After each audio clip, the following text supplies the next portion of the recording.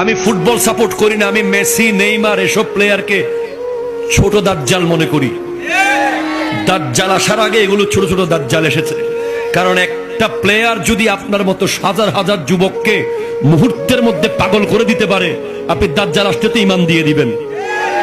সেজন্য আমি এদেরকে দাজ্জাল মনে করি। এদের সাথে আমাদের কোনো সম্পর্ক নাই।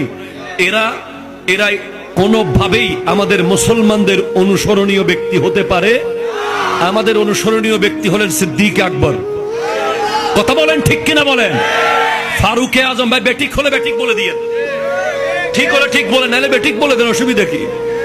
আমাদের অনুসরণীয় ব্যক্তি হচ্ছে উসমান জুন্নুরাইন, মাওলা আলী, হযরতে তালহা, হযরতে জুবায়ের, হযরতে সাদ ইবনে আবি ওয়াক্কাস, হযরতে আবু উবাইদা ইবনুল জাররাহ, হযরতে সাঈদ ইবনে যায়েদ, হযরতে আব্দুর রহমান ইবনে আউফ।